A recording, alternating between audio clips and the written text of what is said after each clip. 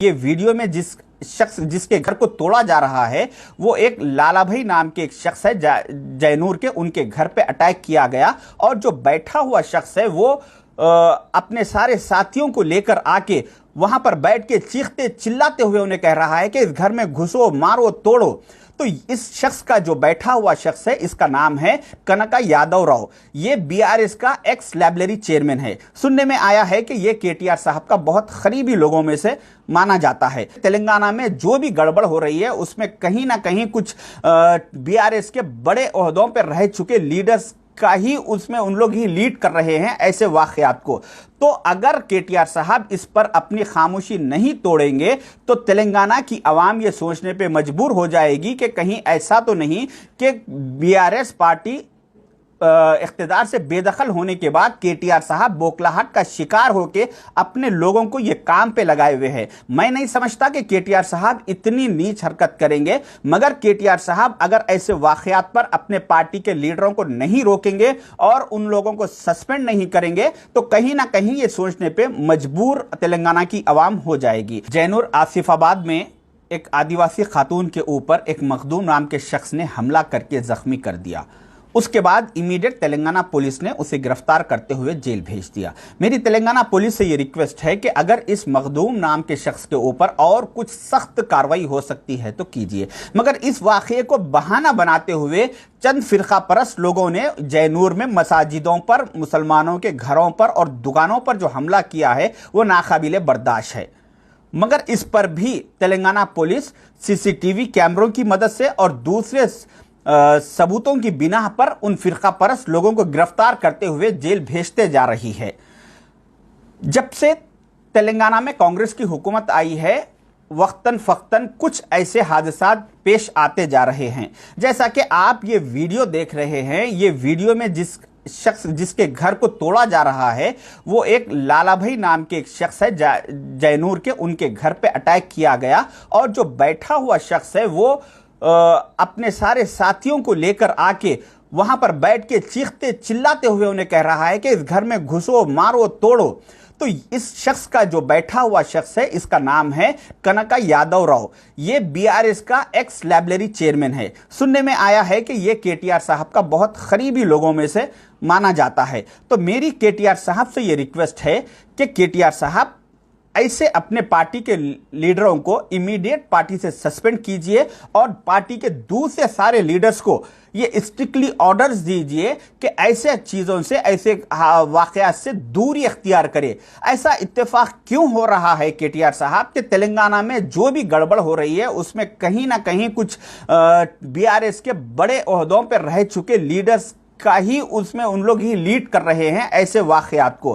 तो अगर केटीआर साहब इस पर अपनी खामोशी नहीं तोड़ेंगे तो तेलंगाना की आवाम ये सोचने पे मजबूर हो जाएगी कि कहीं ऐसा तो नहीं कि बीआरएस पार्टी इख्तिदार से बेदखल होने के बाद केटीआर साहब बौखलाहट का शिकार होकर अपने लोगों को ये काम पे लगाए हुए हैं। मैं नहीं समझता कि केटीआर साहब इतनी नीच हरकत करेंगे, मगर केटीआर साहब अगर ऐसे वाकयात पर अपने पार्टी के लीडरों को नहीं रोकेंगे और उन लोगों को सस्पेंड नहीं करेंगे तो कहीं ना कहीं ये सोचने पे मजबूर तेलंगाना की आवाम हो जाएगी। रहा सवाल दूसरा, मेरे कई चाहने वाले सोशल मीडिया पे मुझे ट्रोल कर रहे हैं, कह रहे हैं कि आपने तो मुसलमानों केसीआर को पहचानो, बहुत बोला केसीआर साहब के दौर में, अब क्या हो गया है कि अब खामोश है। तो मैं मेरे उन भाइयों से, तमाम लोगों से कहना चाहूंगा कि जब हम ऑपोजिशन में थे उस वक्त हमारी कोई सुनवाई नहीं होती थी, कोई डिपार्टमेंट हमारी बात नहीं सुनता था। इस वजह से हम मीडिया के जरिए से लोगों तक जो पैगाम है वो पहुंचाने की कोशिश करते थे। मगर आज हम हुकूमत में है, आज हमारा काम एक कोई ऐसे हादसे पे मजम्मती बयान दे देना हमारा काम नहीं है, बल्कि हमारा काम है हालात पे नजर रख के उसको कंप्लीटली कंट्रोल किया जाए। उसी तरीके से जिस दिन से ये वाकया पेश आया उस दिन से मैं जयनूर के कई लोगों से मैं कांटेक्ट में हूं। डेली मेरी दिन में उनसे 10 बार बात हो रही है और वहां के सारे तफसीलात लेके मैं हमारे सीनियर लीडर जैसा कि मोहम्मद अली शब्बीर साहब है और दूसरे मिनिस्टर से उन लोग तक पहुंचा रहा हूं। और मेरी वहां के एसपी साहब, डीएसपी साहब, से भी कंटिन्यूसली मैं उनसे भी फ़ोन पे राब्ते में हूँ। मैं अपनी कोशिश बराबर कर रहा हूँ। मेरा काम ये नहीं कि मैं सिर्फ मजम्मती बयान दे दूं, बल्कि वहाँ पे हालात को किस तरह से कंट्रोल किया जाए, ये हमारा काम है। कांग्रेस के सारे मुस्लिम कायदीन का, सारे लीडरों का ये काम है। वो बखूबी हम सब मिलके अंजाम दे रहे हैं। तो अवाम को चाहिए कि ऐसे हालात पे कुछ सिर्फ हमसे बयान की उम्मीद ना रखे। जैसा कि आप लोगों ने देखा कि जो एक बार जब भी कोई ऐसे वाकयात पेश आते तो उस वक्त हुकूमत की नाकामी उस वक्त समझी जाती कि जब ये वाकयात को हुकूमत रोकने में नाकाम होते जा रही है। तो मगर यहाँ पर जैसे ही एक फिरका परस्त लोगों ने मंसूबाबंद तरीके से वहाँ पर जो हमला किया, अटैक किया, उसके फौरन चंद घंटों में सीएम रेवंत रेड्डी साहब, जिसके पास होम मिनिस्ट्री भी उन्हीं के पास है, वो इमीडिएट सारी पुलिस फोर्स को वहाँ पर भिजा दिए और सारे हालात को अपने कंट्रोल में ले लिया। आप लोग शायद देखे होंगे कि जो एक दफ़ा सोशल मीडिया पे वीडियोस फोटोस वगैरह आए वहाँ के हादसे के, उसके बाद कोई भी एक वीडियो फोटो आपको नहीं देखने में आएगी, क्योंकि इसकी वजह यह है कि पुलिस पूरा वहां पे कंट्रोल कर चुकी। और उसके बाद से चंद घंटों में जो वाकया हुआ, उसके बाद से आज तक कोई एक छोटा सा भी नाखुशगवार वाकया पेश नहीं आया। तो इसकी वजह यह है कि पुलिस वहां पे बखूबी अपना काम अंजाम दे रही है।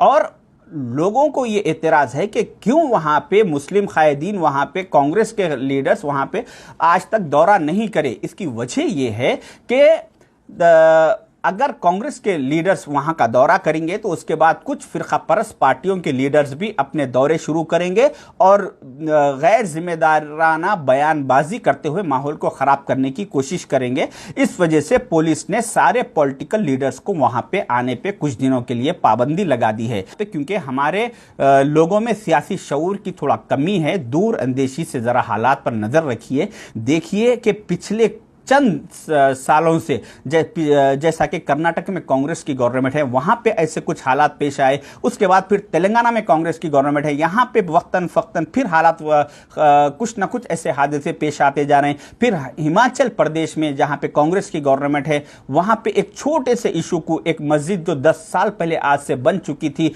उस मस्जिद को पर 4 फ्लोर जो कंस्ट्रक्शन किया गया है वो विदाउट गवर्नमेंट के परमिशन के किया गया है। तो इतने छोटे से इशू को लेकर वहां पे हिमाचल प्रदेश में हजारों नहीं बल्कि लाखों लोग रोडों पे निकल के आके एहतजाज कर रहे हैं कि कैसा ये मस्जिद को, इलीगल मस्जिद को पर रखिए, इसको डिमोलिश कीजिए, फलां फलां इस तरह से। तो मेरा कहने का मतलब ये है कि कुछ फिरका परस्त लोग ये चाहते हैं कि हिंदुस्तान में माहौल खराब हो, और खासकर उन स्टेटों में जहां पर कांग्रेस की गवर्नमेंट है, उन स्टेटों में माहौल को खराब करने की एक बहुत बड़ी साजिश रची जा रही है।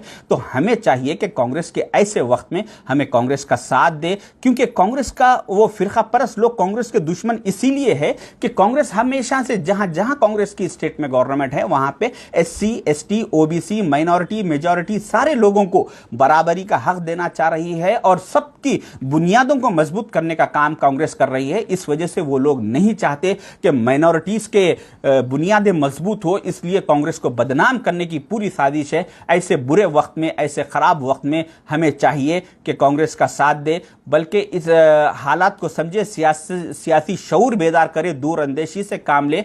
इस वजह से और बहुत जल्द इंशाल्लाह जैसे ही जयनूर के हालात पूरे काबू में आ जाएंगे, उसके बाद वहां पे पूरी जो भी है भरपाई करने की हुकूमत से बराबर कांग्रेस के मुस्लिम कायदीन नुमाइंदगी करेंगे। शुक्रिया, अल्लाह हाफिज।